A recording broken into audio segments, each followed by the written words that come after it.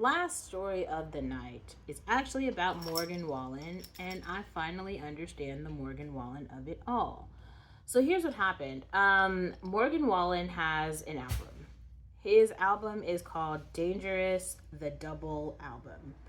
And I feel like, so it looks like Morgan Wallen has been making country music for a while. And his country, there's one song that really explained something to me that I didn't understand before. It's called Somebody's Problem. Now, Somebody's Problem is kind of about, there's a type of girl that he is just really into, right? And he knows that there's somebody else who is really pretty girls always have somebody who's after them. No matter what the thing is. Like there seems to be this thing in society where like it's kind of like an attack on the pretty girls, right? You see all the people there, they always make these videos about like some really pretty girl and all this awful shit that happened to her. Like she was cracked out on the floor. She had like started in OnlyFans.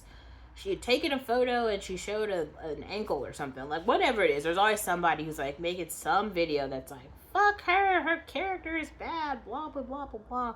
And unless she's like sitting there in the church with like a husband and a whole bunch of kids, she's a demon, right?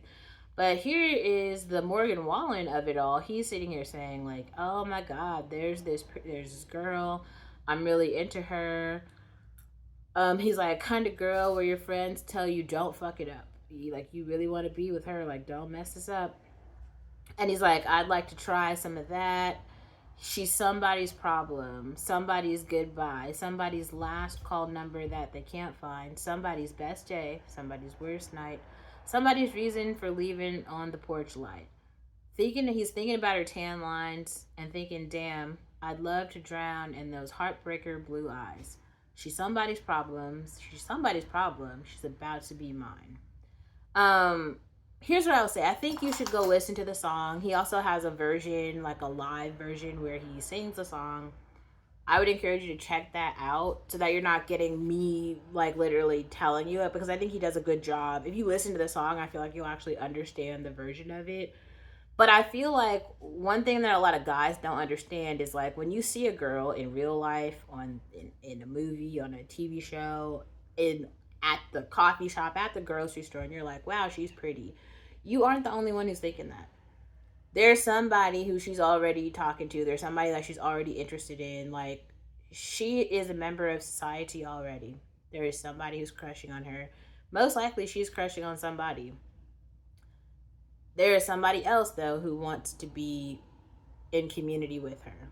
And that person isn't you. And you have competition, whoever you are.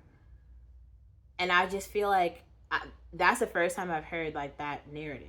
It seems like all the guys right now are just talking about how they are the prize. They're the prize. They're not. Nobody cares about them.